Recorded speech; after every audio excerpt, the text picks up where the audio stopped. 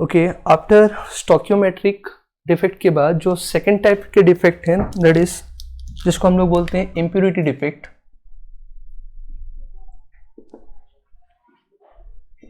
तो impurity defects खत्म होने के बाद फिर हम लोग स्टार्ट करेंगे non stoichiometric defect. So impurity defect क्या होता है कि some of the atoms which is same as the crystal atoms or different from the crystal atoms, they comes from outside and occupy the space or occupies the interstitial space in a crystal। तो ये चीजें आपको ध्यान रखना है कि यहाँ पे हो क्या रहा है कि impurity defects के अंदर, तो जैसे अगर मैं मान लेता हूँ कोई क्रिस्टल्स हैं, this is the crystal atom, तो इस क्रिस्टल एटम के अंदर जो भी एटम्स इसके अंदर प्रेजेंट है ये सारे एटम्स को हम लोग बोलेंगे host atom. This atoms is known as host atom.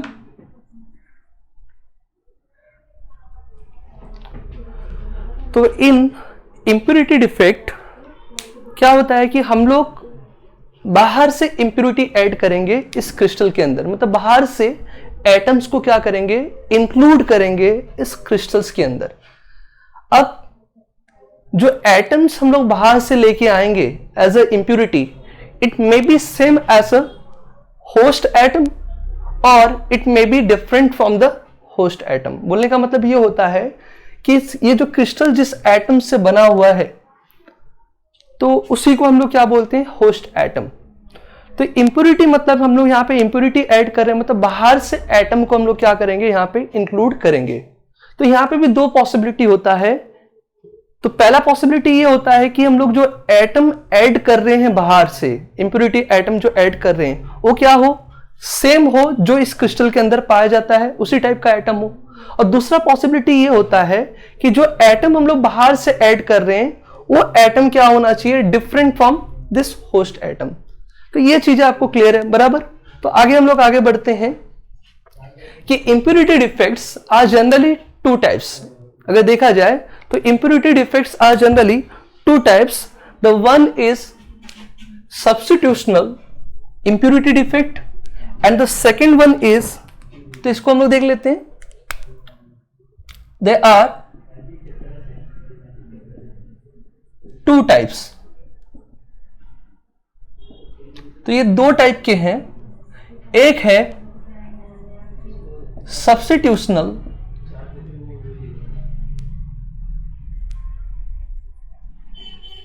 Impurity defect,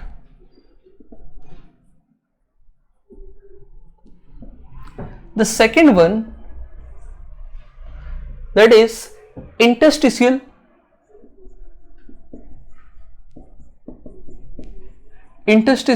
impurity defect.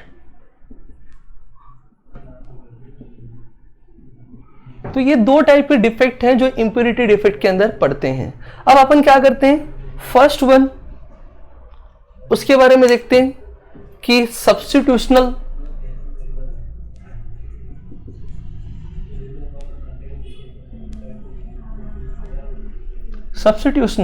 Impurity defect क्या होता है।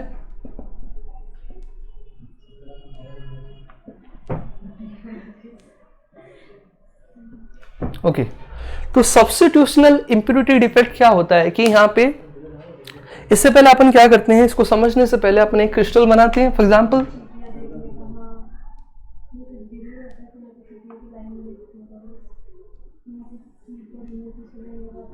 This is the crystal. तो ये क्रिस्टल है, मान लेता हूं इस क्रिस्टल के आगे अपन देखेंगे कि अब ये जो क्रिस्टल है, मान लेता हूं, टेक एग्जाम्पल ऑफ ब्रास। तो सब्स्टिट्यूशनल इम्प्योरिटी डिफेक्ट्स के अंदर हम लोग क्या करेंगे कि कुछ ऐसे एटम्स ऐड करेंगे by replacing the host atom. तो यहां पे अपन क्या करेंगे, for example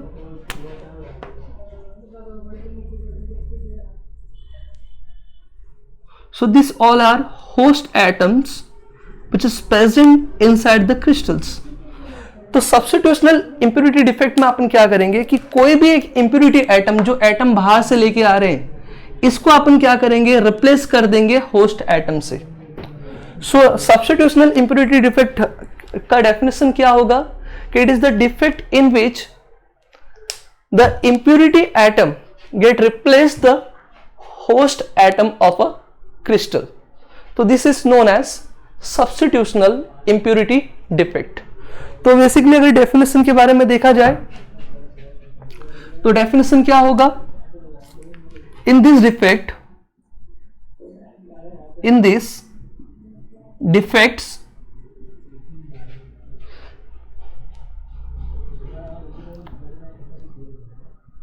impurity atom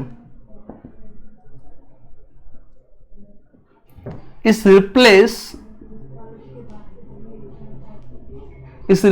the host atom of a crystal. So this is the basic definition जो आपको याद रखना है कि in this defect impurity atom is replace the host atom of a crystal. तो इसके लिए अपन समझने के लिए अपन दो एग्जाम्पल ले लेते हैं। सबसे पहला सॉलिड सॉल्यूशन, जिसको हम लोग बोलते हैं alloy,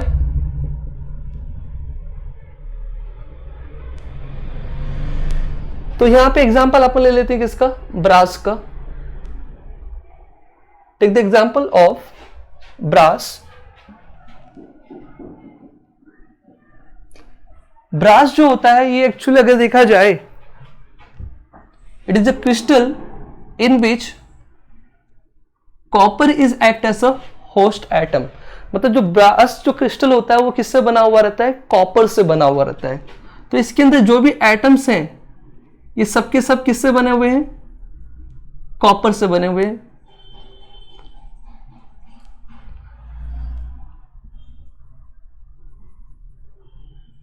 So this all are the atoms of copper। तो ये सब क्या है भाई, कॉपर एटम है, ये होस्ट एटम है। तो ये चीजें याद रखना है कि यहां पे ब्रास के अंदर होस्ट की तरह पे कौन काम कर रहा है, यहां पे कॉपर। तो अभी सब्स्टिट्यूशनल में अपन क्या करेंगे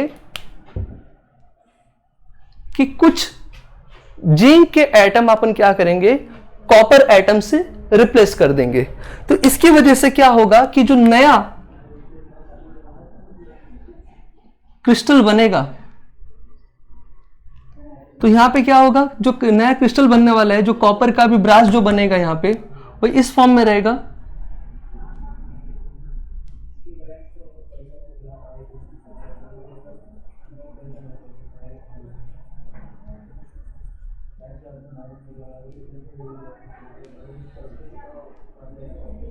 So here we replace two host atom and substitute the zinc atom. तो यहां पे ये जो है ये सब क्या है भाई, जिंक एटम है, और ये कौन सा एटम है भाई, कॉपर, जो होस्ट एटम था। तो समझ में आ रहा होगा कि जिंक जो था ये इंप्योरिटी है जो बाहर से लाया गया, और वो जिंक इंप्योरिटी को हम लोगों ने क्या किया, जिंक एटम को इसकी जगह पे प्लेस, मतलब कॉपर एटम की जगह पे प्लेस कर दिया। तो ये फर्स्ट एग्जांपल था। सेकंड एग्जांपल लेते हैं अपन, वैकेंसी थ्रो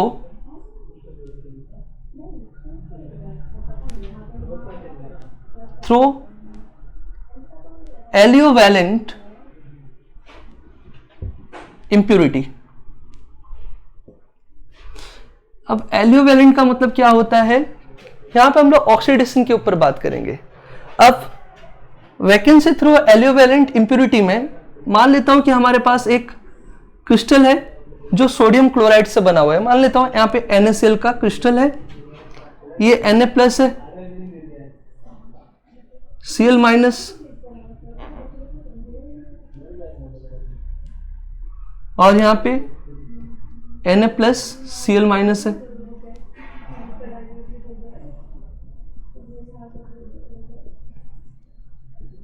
ओके तो मैंने पहले भी बताया था कि डिफेक्ट्स की वजह से इलेक्ट्रिकल न्यूट्रलिटी के ऊपर कोई भी डिफरेंस नहीं आएगा।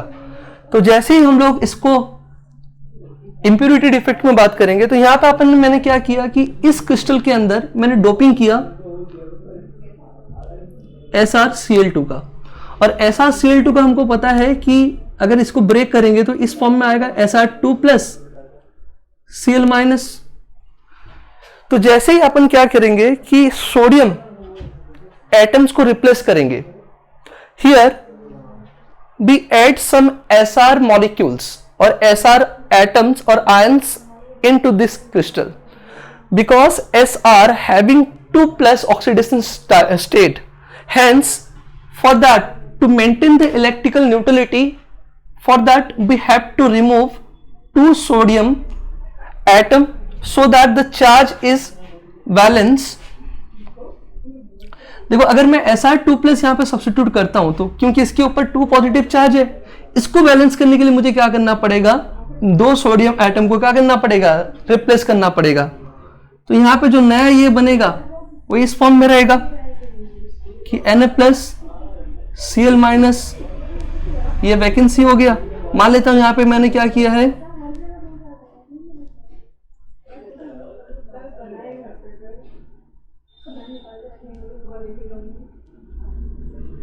Na+Cl-, अब यहां पे मैंने क्या ऐड कर दिया, यहां पे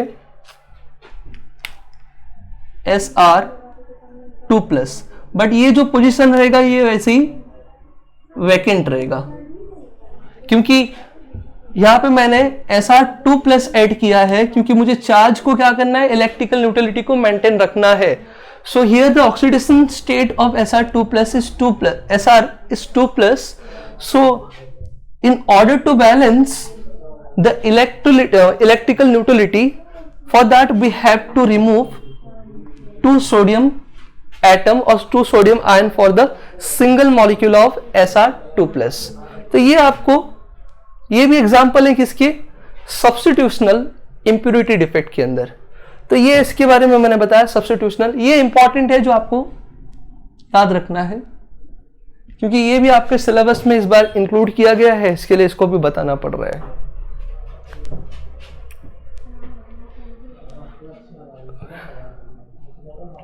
ओके, इसके बाद हम लोग स्टार्ट करते हैं इंटरस्टिशियल इंप्योरिटी डिफेक्ट के बारे में। What is interstitial impurity defect?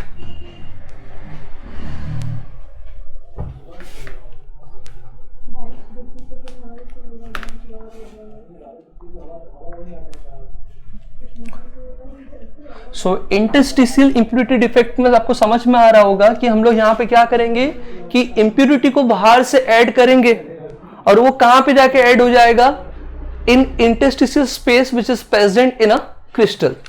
सो जो next type of impurity defect है, जो सेकेंड टाइप है, जिसको मैंने बताया था कि इंटरस्टिशियल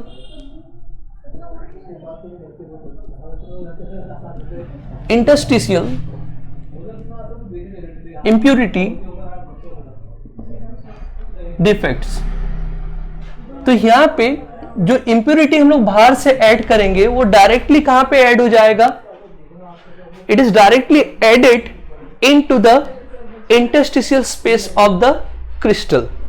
सो फॉर दैट, तो यहां पर अपन क्या करते हैं कि लिख लेते हैं क्या होता है, इन this defect impurity atom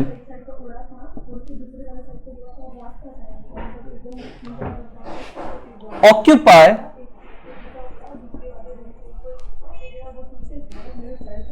interstitial space। तो ये याद रखो, in this defect impurity atoms occupies the interstitial space। इसको समझने के लिए, in order to understand the concept of interstitial impurity defect, we take the example of steel, और जिसको अपन बोलते हैं स्टेनलेस स्टील भी अपन यूज कर सकते हैं। अब स्टेनलेस स्टील को बनाने के लिए अपन क्या करते हैं, अब ये एक क्रिस्टल है, ये क्रिस्टल है जो सिर्फ कार्बन एटम से बना हुआ है, सॉरी आयरन एटम से बना हुआ है।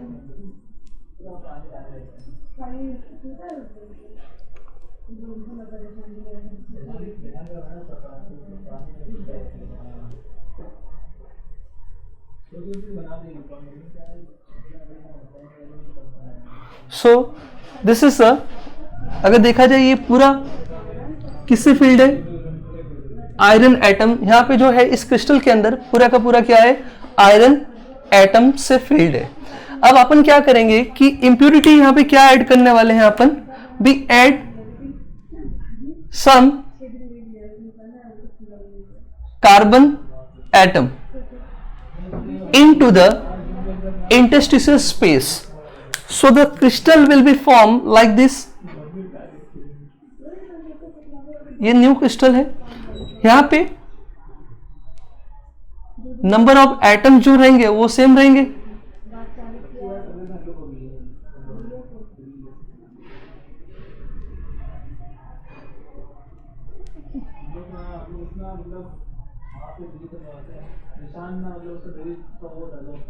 सो यहाँ पे जो इंटरस्टिशियल स्पेस दिख रहा है, इस इंटरस्टिशियल स्पेस में क्या हो जाएगा, कुछ कार्बन एटम्स आ जाएंगे। तो अभी ये जो बन रहा है स्ट्रक्चर, इसको हम लोग बोलेंगे स्टेनलेस स्टील। तो this are the atoms of iron in and interstitial space में कौन प्रेजेंट है, कार्बन प्रेजेंट है।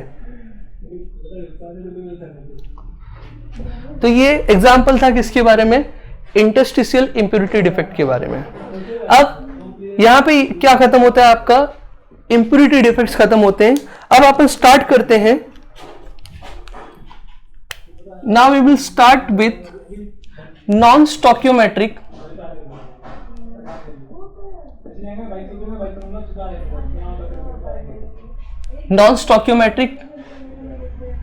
डिफेक्ट्स।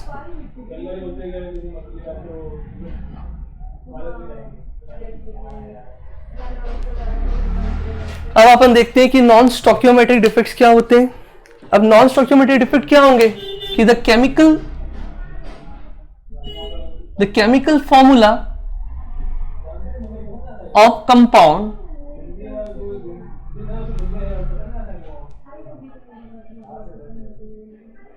is not so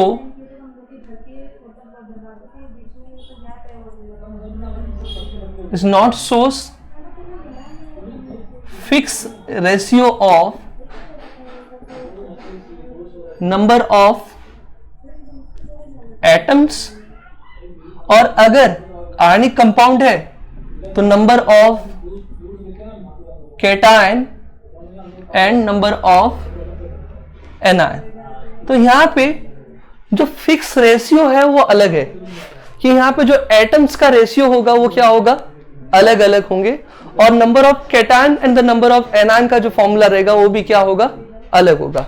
अब उसको समझने के लिए जैसे कि मैंने बताया कि एग्जांपल अगर मैं ले लेता हूं NaCl, अब इसके अंदर हमको पता है कि रेशियो कितना है 1:1, बट अगर नॉन स्टोकियोमेट्री करेंगे ना तो वहां पे क्या होगा कि NaCl की जगह पे Cl तो 1 आएगा मान लेता हूं, बट सोडियम जो रहेगा ये 1 नहीं आगे कितना आ जाएगा 0.96, 0.93, 92 तक आ सकता है।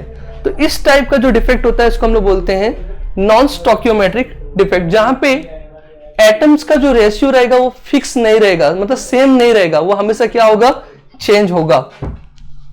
तो इस टाइप का हम लोग डिफेक्ट बोलते हैं, जिसको हम लोग क्या बोलते हैं भाई, नॉन स्टोकियोमेट्रिक डिफेक्ट। अब नॉन स्टोकियोमेट्रिक डिफेक्ट के अंदर सबसे पहला जो हम लोग पार्ट स्टार्ट करेंगे that is metal deficiency defect. तो मेटल डेफिशिएंसी डिफेक्ट के अंदर इसको समझने के लिए अपन क्या करेंगे कि एक एग्जांपल ले लेंगे अपन यहां पे,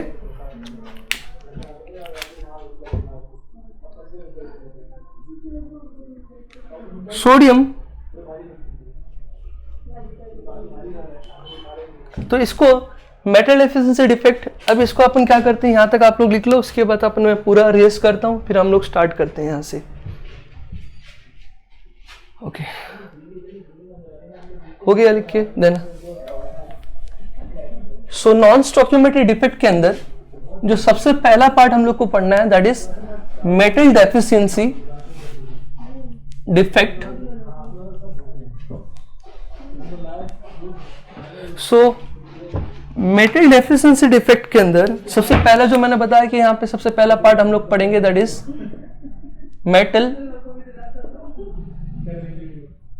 डेफिशिएंसी डिफेक्ट्स।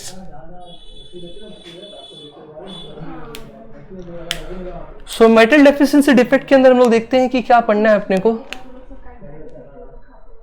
तो यहां पे क्या होगा, एग्जाम्पल अपन ले लेते हैं यहां पे निकल ऑक्साइड। अब निकल ऑक्साइड हमको दिख रहा है कि यहां पे जो रेशियो है यहां पे ये कितना आ रहा है 1:1, बट जो एक्चुअल यहां पे जो स्टोइकियोमेट्रिक डिफेक्ट के अंदर जो यहां पे एग्जांपल आएगा वो दैट इज वो इस फॉर्म में रहेगा कि निकेल जो रहेगा वो 0.97 होगा और ऑक्सीजन कितना होगा 1 होगा। तो this is the standard formula जो मेटल डेफिशिएंसी डिफेक्ट के अंदर हम लोग निकेल ऑक्साइड का बात करते हैं। अब इसके अंदर क्या होता है, मान लेता हूं कि यहां पे एक क्रिस्टल है जो निकेल ऑक्साइड का बना हुआ है, मतलब निकेल भी है, निकेल 2+ O2- निकेल है,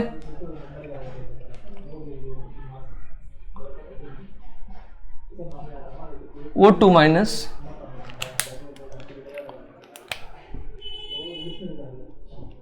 निकेल 2+, अगेन यहां पे अपन O2- ले रहे, देन कौन आया भाई निकेल 2+, फिर देन O2-, फिर निकेल 2+, उसके बाद यहां पे वापस से कौन आएगा भाई निकेल आएगा 2+, O2-, निकेल 2+, O2- रहेगा। तो इस फॉर्म में ये स्ट्रक्चर रहेगा। बट एक्चुअल अगर देखा जाए तो यहां पे क्या होता है कि मेटल डेफिशिएंसी मतलब यहां पे मेटल्स मुझे क्या करना है, कम करना है। अगर मान लेता हूं कि यहां पे ड्यू टू सम रीजन क्या हो गया कि यहां पे मैंने एक मेटल रिमूव कर दिया, एक मेटल मैंने क्या किया रिमूव कर दिया, जिसकी वजह से क्या हो गया भाई यहां पे, इसकी वजह से इस क्रिस्टल में 2+ चार्ज का डेफिशिएंसी हो जाएगा। तो जिसकी वजह से क्या होगा भाई, ये यहां पे निकेल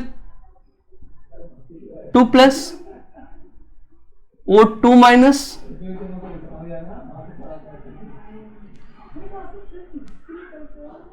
ये O2-, O2-, nickel 2+, O2-, nickel 2+। अब ये देखो, अगर मैं यहां पे इसको वैकेंट करता हूं, क्योंकि मेटल डेफिशिएंसी है तो यहां पे क्या हो गया, एक मेटल कम हो गया। अगर इसको मैंने कम भी कर दिया तो जिसकी वजह से क्या हो गया कि इस जो क्रिस्टल का न्यूट्रलिटी डिसबैलेंस हो चुका है, मतलब यहां पे 2 पॉजिटिव चार्ज क्या हो गया, कम हो चुका है। अब in order to balance 2 positive charge, तो अपन क्या करेंगे कि we add nickel which has the greater oxidation state. अब इस क्रिस्टल के अंदर सबके सब जो निकेल हैं, सबका ऑक्सीडेशन नंबर कितना है, 2+ चार्ज है, but nickel can show multiple oxidation state, क्योंकि निकेल क्या है भाई, डी ब्लॉक एलिमेंट्स के अंदर आते हैं, so it has a tendency to show the variable oxidation state। तो in order to balance 2 positive charge, तो हम लोग क्या करेंगे, यहां पे निकेल ऐड करेंगे, बट जिसका ऑक्सीडेशन नंबर क्या होगा, थोड़ा ज्यादा होगा। तो अपन क्या करेंगे, पी ऐड, तो यहां पे निकेल था वो देख लेते हैं पहले, nickel 2+, O2-, nickel 2 plus O2 minus. अब यहां पे क्या हो चुका है कि 2 वैकेंसी आ चुकी है, तो यहां पर 2 पॉजिटिव का क्या हो चुका है भाई, लॉस है। अब इसको बैलेंस करने के लिए अपन क्या करेंगे कि इसके अंदर इंस्टेड ऑफ निकेल अपन क्या करेंगे, निकेल 3 प्लस ऐड करेंगे। जैसे ही हम लोग निकेल 3 प्लस ऐड करेंगे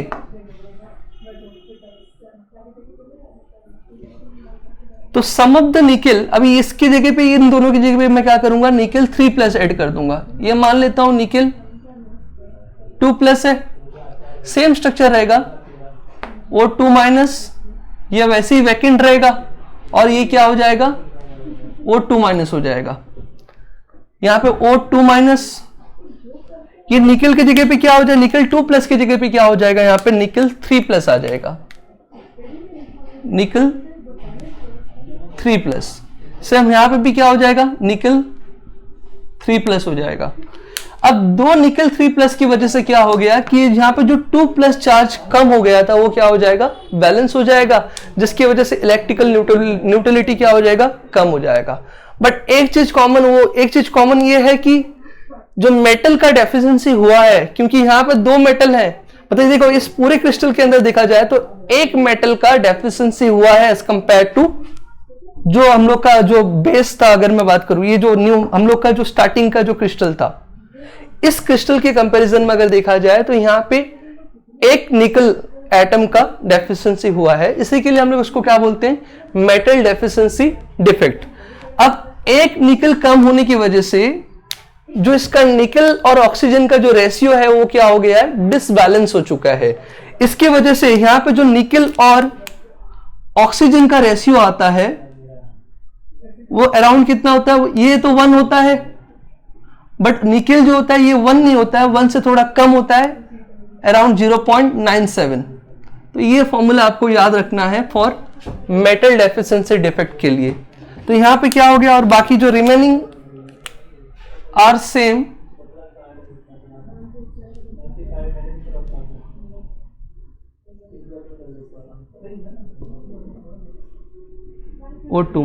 O2 माइनस, इस फॉर्म में स्ट्रक्चर रहेगा। तो ये मेटल डेफिशिएंसी डिफेक्ट था। अब उसके बाद मेटल डेफिशिएंसी डिफेक्ट के बाद हम लोग पढ़ेंगे मेटल एक्सेस डिफेक्ट। जो सेकंड टॉपिक हम लोग को पढ़ना है that is metal access defects. तो समझ में आ रहा हो कि यहां पे मेटल एक्सेस डिफेक्ट मतलब क्या होगा भाई, कुछ ज्यादा ही मेटल्स यहां पे हम लोग ऐड कर देंगे। तो यहां पे इसको समझने के लिए अपन क्या करेंगे, मेटल एक्सेस डिफेक्ट के अंदर जो सबसे पहला रहेगा, सबसे फर्स्ट टॉपिक जो पढ़ना है वो ये है कि न्यूट्रल और extra positive ions occupy in interstitial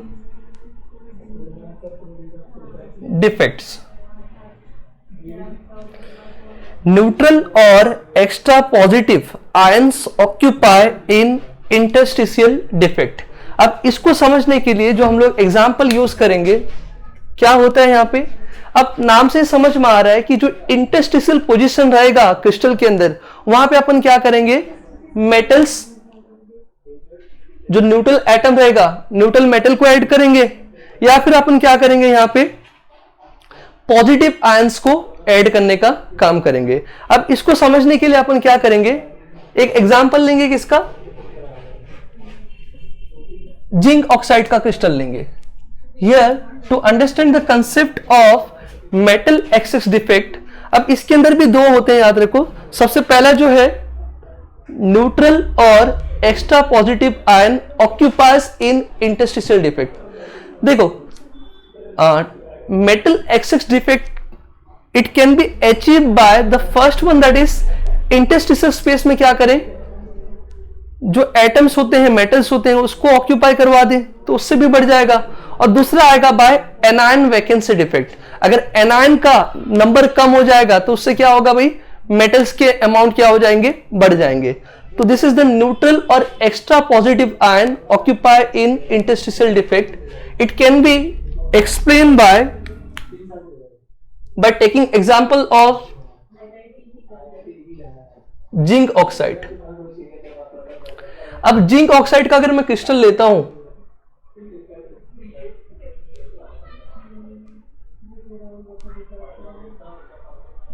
Zn2 plus O2 minus, Zn2 plus O2 minus, here O2 minus, Zn2 plus O2 minus, Zn2 plus, Zn2 plus O2 minus, Zn2 plus O2 minus, and then one last one, that is O2 minus, Zn2 plus O2 minus, Zn2 plus। तो ये crystal से अगर देख रहा होंगे आपको कि ये Zn मतलब कैटायन और एनायन से मिलके बना है। अब आप सबको दिख रहा होगा कि अगर मैं इसका बॉर्डर बना लेता हूं तो आपको समझ में आएगा इजीली।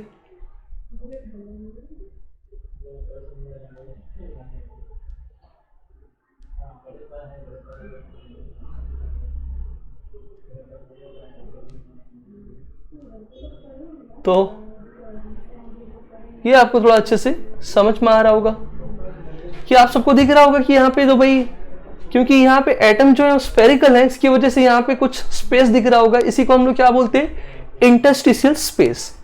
तो फर्स्ट केस में, केस 1 में अपन क्या करेंगे, केस 1 में we add neutral zinc atom,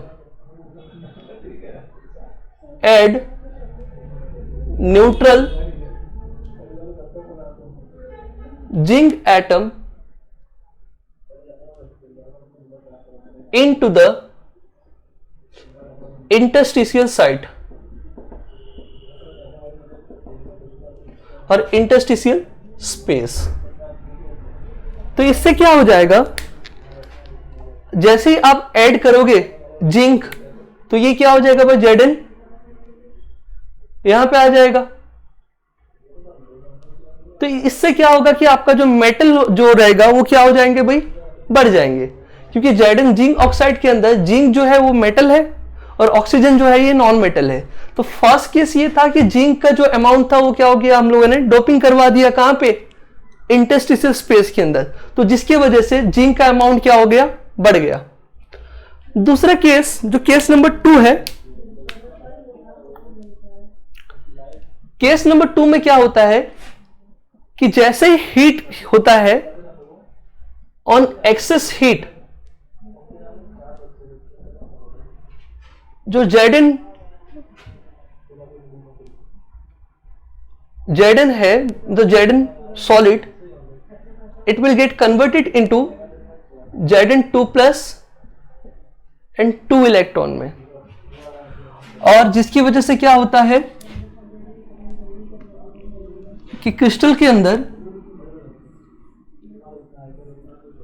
ये Zn ऑक्सीजन, तो यहां पे क्या हो जाता है कि कुछ अमाउंट ऑफ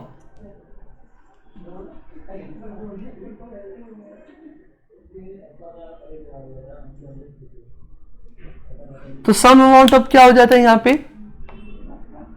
Zn2 प्लस के साथ में 2 इलेक्ट्रॉन भी आ जाते हैं। बट इससे भी क्या होता है कि आपका जो मेटल का टेंडेंसी होता है वो क्या हो जाता है, बढ़ जाता है। तो एक चीज आपको यहां पे कॉमन है कि अभी भी इलेक्ट्रिकल न्यूट्रलिटी मेंटेन है, क्योंकि ये जो जिंक हम लोग ऐड कर रहे हैं ये न्यूट्रल जिंक है, तो जिसकी वजह से इलेक्ट्रिकल न्यूट्रलिटी के ऊपर कोई भी इफेक्ट नहीं होगा। और केस नंबर 2 में यहां पर अपन जैसे ही हीट कर रहे हैं, on excess heat, Zn neutral get converted into Zn2 plus 2 electron. तो यहां पे क्या हो रहा है कि जो जिंक था, अब मान लेता हूं ये Zn, अब ये Zn कन्वर्ट हो गया किसमें, Zn2 plus along with 2 electron. अब इससे क्या हुआ कि मेटल का जो टेंडेंसी था, मतलब मेटल का जो यहाँ पे जो मतलब क्वांटिटी था वो क्या हो चुका है, बढ़ चुका है, जिसकी वजह से इस क्रिस्टल के अंदर मेटल का जो अगर इफेक्ट देखा जाए तो ओवरऑल इफेक्ट देखा जाए तो मेटल क्या हो चुका है, एक्सेस हो चुका है। इन केस में जो फॉर्मूला ऑफ जिंक ऑक्साइड होता है वो हमेशा याद रखना है, दैट इज Zn। तो यहां पे जो फॉर्मूला आपको याद रखना है वो इंपॉर्टेंट है, Zn 1 plus x, then oxygen क्या हो जाएगा, 1 होगा। This is the ratio. तो हमेशा क्या होगा कि ऑक्सीजन और जिंक के रेस्पेक्ट में अगर स्टोइकियोमेट्री होता, स्टोइकियोमेट्री, तो दोनों का रेशियो 1:1 होता। बट यहां पे क्या है कि यहां पे Zn मेटल ज्यादा है, इसके लिए ये जो X रिप्रेजेंट कर रहा है कि कितने नंबर ऑफ इंप्योरिटी आप ऐड कर रहे हो, वो ये डिनोट कर रहा है। तो ये किसके बारे में मैंने बताया, मेटल एक्सेस डिफेक्ट के अंदर। तो फिर से एक बार बता रहा हूं कि मेटल एक्सेस डिफेक्ट क्या होता है कि यहां पे अपन क्या करेंगे, मेटल के अमाउंट्स को बढ़ा देंगे। अब मेटल्स के अमाउंट को बढ़ाने का चांसेस हमारे पास दो पॉसिबिलिटी है। एक तो आप लोग क्या करो कि मेटल्स को बाहर से लाके अंदर क्रिस्टल के अंदर डिपॉजिट करो, और दूसरा ये हो सकता है कि अपन क्या कर सकते हैं कि क्रिस्टल के अंदर से आयंस को, एनायंस को मतलब रिमूव कर दें। अगर एनायंस रिमूव हो जाएंगे तो ऑटोमेटिक क्या हो जाएगा कि कैटायंस का अमाउंट बढ़ेगा, मतलब क्या होंगे भाई, मेटल्स बढ़ना स्टार्ट हो जाएंगे। तो ये फर्स्ट जो मैंने बताया कि इंटरस्टिशियल पोजीशन में अपन क्या सब्स्टिट्यूट कर रहे हैं, एक तो अपन क्या कर रहे हैं भाई, न्यूट्रल एटम को हम लोगों ने सब्स्टिट्यूट किया, जिंक, न्यूट्रल जिंक को, और दूसरे में अपन ने क्या किया, पॉजिटिव आयंस, मतलब जैसे कि Zn2+ हम लोगों ने सब्स्टिट्यूट किया। तो ये फर्स्ट था। उसके बाद जो सेकंड टाइप है वो भी देख लेते हैं, उसके साथ आप लोग का क्या हो जाएगा, जो डिफेक्ट्स रहेगा वो खत्म हो जाएगा। मेटल एक्सेसिव डिफेक्ट के अंदर जो सेकंड पार्ट है,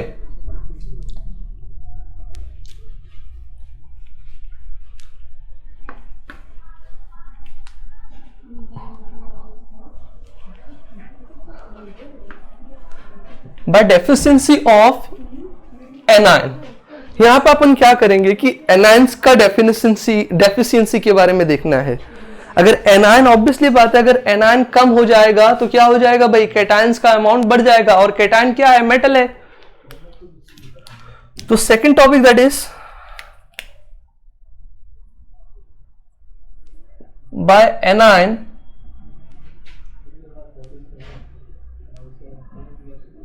डेफिशिएंसी और वैकेंसी, बाय एनायन वैकेंसी। अब इसको समझने के लिए अपन क्या करते हैं कि एक एग्जांपल लेते हैं, NaCl का क्रिस्टल ले लेते हैं। So by taking NaCl crystal,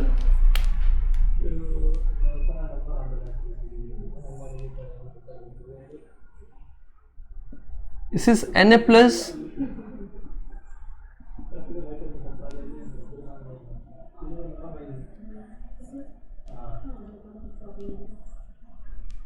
Cl minus Na plus Cl minus, ये स्ट्रक्चर बन गया भाई, ये किसका, this is the structure of NaCl। अब जैसे ही हम लोग क्या करते हैं, हीट करते हैं, ऑन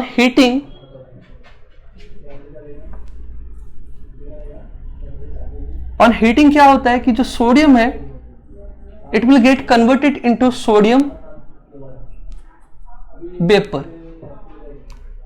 बट Cl माइनस जो होता है it will gate react with जो सोडियम वेपर होता है। इसकी वजह से क्या होता है कि यहां पे NaCl का फॉर्मेशन होता है, साथ में रिलीज ऑफ इलेक्ट्रॉन। तो वापस से मैं समझाने की कोशिश कर रहा हूं कि यहां पे क्या हो रहा है कि सोडियम जैसे ही हीट हुआ it will get converted into sodium vapour, and the chloride ion react with sodium metal. The chloride ion get react with sodium vapor which is present at the surface of this crystal.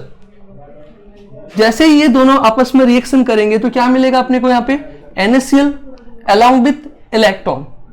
अब ये electron क्या करेगा, जो Cl minus का deficiency हुआ है वहां पे डिपॉजिट हो जाएगा।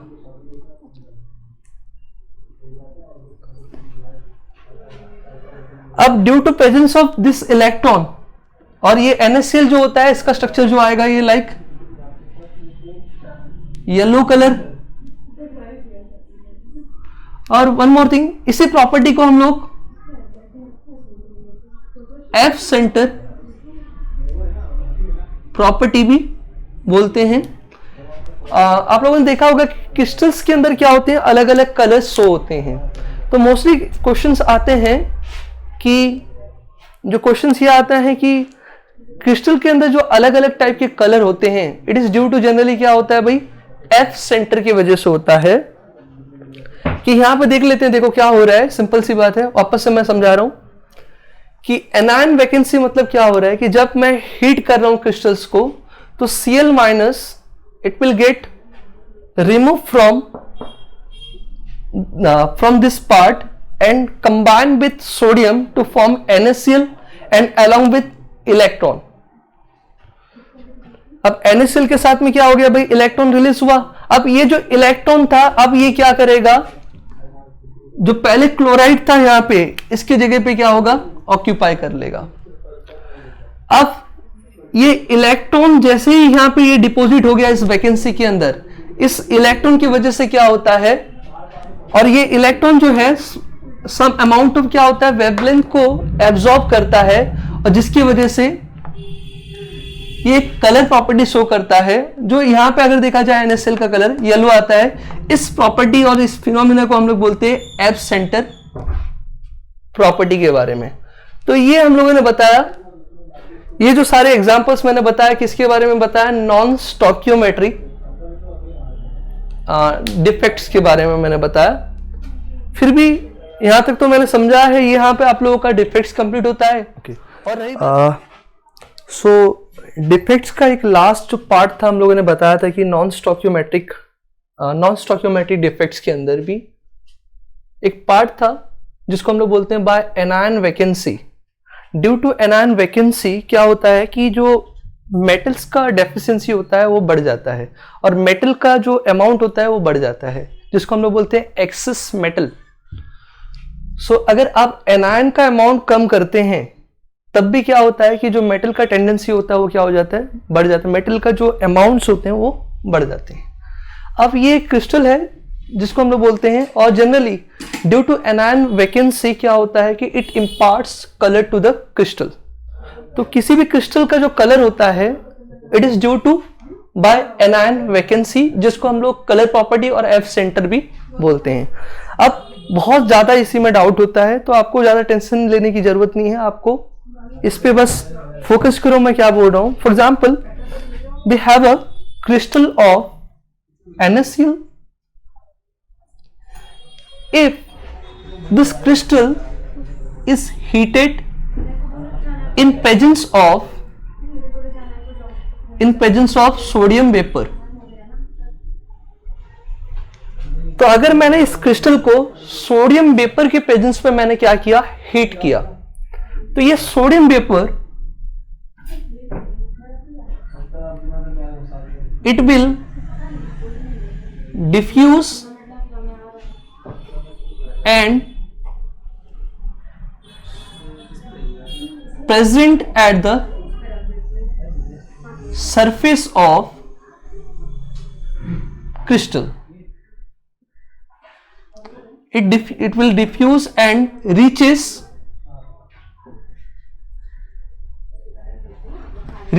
at the surface of crystal.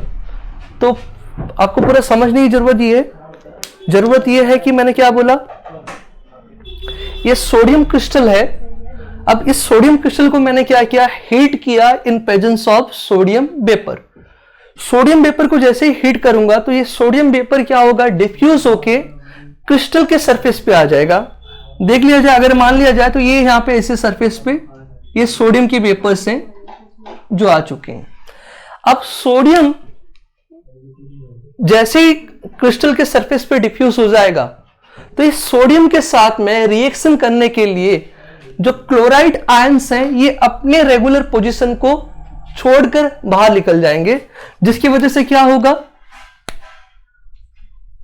अब इसके आगे की जो स्टेप्स में क्या होगा कि chloride ion left their regular position by creating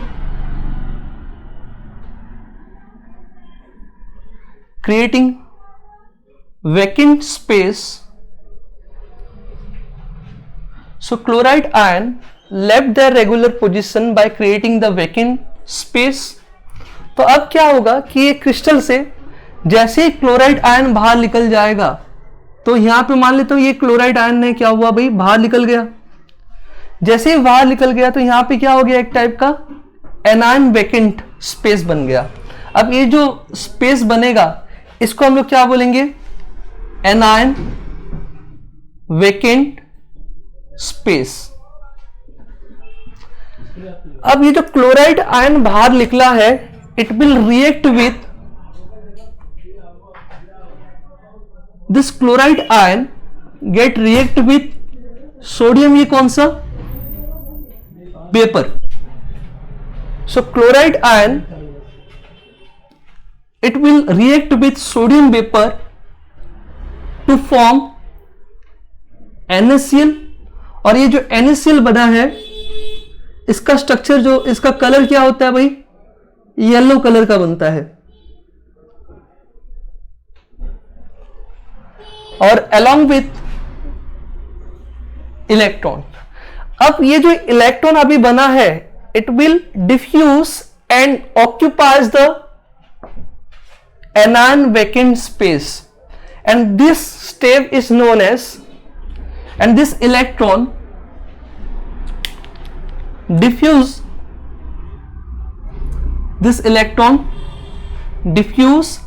and occupy anion vacant space